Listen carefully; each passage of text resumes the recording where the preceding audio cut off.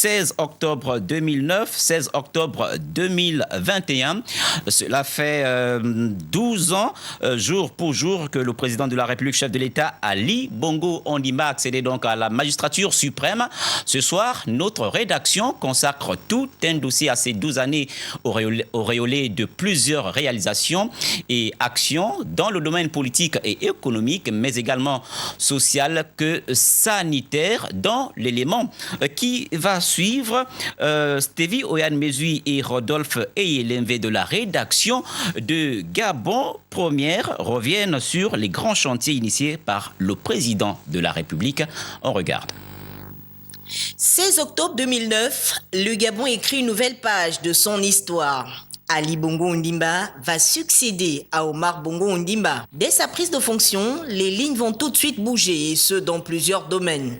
Celui qui retiendra notre attention n'est autre que le volet santé. En 2014, exactement le 29 janvier, au cours d'un conseil présidentiel sur la santé, le chef de l'État a appelé à une réforme du système de la santé publique. Le gouvernement va consentir à la construction de centres hospitaliers modernes de haute qualité qui sont aujourd'hui considérés comme des fleurons de la médecine dans la sous-région. Il s'agit notamment du centre hospitalier universitaire d'Angonji, le centre hospitalier universitaire de Libreville, celui d'Ovando, celui de Lambaréné, sans omettre la fondation Jeanne-Bory, mère-enfant. En construisant toutes ces infrastructures, la vision du numéro 1 gabonais consistait à améliorer l'offre de santé dans notre pays. Une amélioration qui va aboutir à la mise en place de la Caisse nationale d'assurance maladie et de garantie sociale, qui a pour mission principale, faut-il le rappeler, de garantir la couverture maladie à l'ensemble de la population gabonaise, mais aussi assurer le service de prestation familiale aux Gabonais économiquement faibles. Les jeunes filles peuvent désormais accoucher gratuitement dans différents centres hospitaliers publics. Comment parler des 12 ans de magistère d'Ali Bongo Ondimba sans évoquer la gestion de la pandémie à coronavirus? Voilà presque 2 ans déjà que le Gabon, à l'instar d'autres pays, vit au rythme de ce virus qui fait des ravages, entraînant une crise socio-économique. Fort heureusement, des mesures courageuses avaient été prises dès l'annonce du premier cas dans notre pays. L'on se souvient du confinement total qui a permis de mieux maîtriser la situation. L'on a enregistré la mise sur pied de 15 laboratoires implantés sur tout le territoire, à l'exemple de celui baptisé Professeur Gaoma. Il s'agit pour Ali Bongo Ondimba, dans sa stratégie de riposte contre la Covid-19, de privilégier le dépistage de masse. Même si celui-ci est toujours d'actualité, la stratégie, elle, a été améliorée. Aujourd'hui, le Gabon est rentré pleinement dans la phase vaccinale. 4 vaccins sont actuellement présents dans notre pays. Sinopharm, Pfizer, Sputnik 5 et récemment Johnson & Johnson. Des boucliers incontestables contre l'ennemi coronavirus. Un autre ennemi est lui aussi dans le viseur des pouvoirs publics, les cancers féminins, des tueurs silencieux qui menacent une femme sur 8 selon les statistiques de l'Organisation mondiale de la santé. La fondation Sylvia Bongo Ondimba en a fait son cheval de bataille. D'ailleurs, tout le mois d'octobre est dédié à la sensibilisation. Vous l'aurez constaté, des réalisations sont nombreuses, même si le chantier, lui, est loin d'être terminé. À moins de 2 ans de la prochaine échéance électorale, d'autres réalisations d'envergure dans ce domaine peuvent être enregistrées.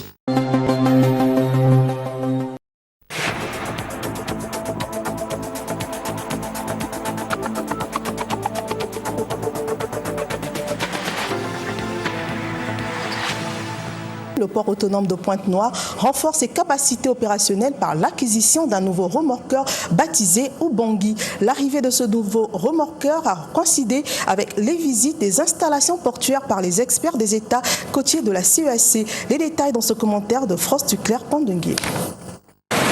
Voici le baleine nautique qui a symbolisé l'accueil du remorqueur Ubangui au port autonome de Pointe-Noire le jeudi 14 octobre 2021. Accueilli par le directeur général adjoint du port autonome de Pointe-Noire, Serge César Bouya. Ce 7e remorqueur témoigne de la montée en puissance du port autonome de Pointe-Noire, plateforme qui accueille les grands porte-conteneurs qui transportent jusqu'à 14 000 équivalents 20 pieds. Monsieur le DG, voulons vous annoncer officiellement l'accostage au portant de Pointe-Noire, au quai des postes 3 du remorqueur Ubangui appartenant au portant de Pointe-Noire. Une très bonne nouvelle pour la flotte du port. Merci. L'arrivée du remorqueur Ubangui a eu lieu au lendemain de la visite guidée du port autonome de Pointe-Noire par les experts des pays côtiers de la Communauté économique des États de l'Afrique centrale, CEAC, et de l'Union européenne, venus à Pointe-Noire pour finaliser un projet sous-régional se rapportant à la sécurité et à la sûreté maritime. J'étais impressionné par les dimensions qu'un port tel que celui de Pointe-Noire pouvait avoir. Ça demande, je pense, beaucoup d'efforts et je vois que c'est un port qui est appelé à s'élargir, à prendre encore plus d'importance. J'ai conduit la délégation des experts de la CEAC. Ils sont tous très contents, émerveillés de constater que le port est très grand et de constater que le port est propre, qu'il y a beaucoup de bonnes choses, qu'il y a des grands navires, qu'il y a beaucoup de remorqueurs. Et ce n'est qu'un plus pour nous et nous pensons que cela peut contribuer demain à encore plus de trafic.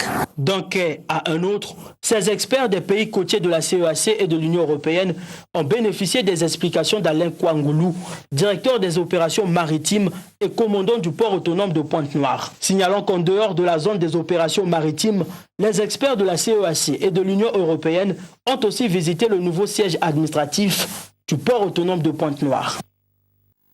Deuxième conférence mondiale des Nations Unies sur le transport durable, organisée de jeudi à samedi à Beijing en Chine. Elle vise à fournir des solutions pour parvenir à des transports sûrs, accessibles, écologiques et résilients. Elle a connu la participation entre autres du président chinois Xi Jinping et du russe Vladimir Poutine. Le ministre des Transports, de l'aviation civile, de la marine marchande, Jean-Baptiste Tikaya, a été le porte-parole du Congo. Le reportage est de Cyril Safoubati. La deuxième conférence mondiale des Nations Unies sur le transport durable de Beijing en Chine, qui se tient en ligne et hors ligne, a pour thème transport durable, développement durable. Elle est une opportunité pour le Congo pour comprendre les défis et les solutions du transport durable dans le cadre de l'atteinte des objectifs du programme du développement durable à l'horizon 2030, reconnaît le ministre des Transports, de l'aviation civile et de la marine marchande, Jean-Marc Tikaya. C'est un formidable moyen pour les États d'échanger sur les expériences de chacun et de convenir ensemble d'une stratégie qui promeut les modes de transport durables, je l'ai dit tout à l'heure, l'écomobilité responsable et qui consomme moins d'énergie électrique et pollue le moins possible. Cela pour préserver d'une part la santé de nos concitoyens, mais aussi des écosystèmes. À cet effet, la communauté internationale invite les États à repenser le transport sous toutes les formes, transport de passagers et des marchandises, et à proposer des solutions adaptées, non pas à court terme, mais particulièrement à long terme, puisqu'il s'agit de durabilité. Cette conférence a réuni les grands dirigeants du monde, dont le président de la Russie, Vladimir Poutine, et le président chinois Xi Jinping. Le président de la Chine a indiqué que son pays créera un centre mondial d'innovation et de connaissances pour le transport durable afin de contribuer au développement du transport mondial. Les objectifs.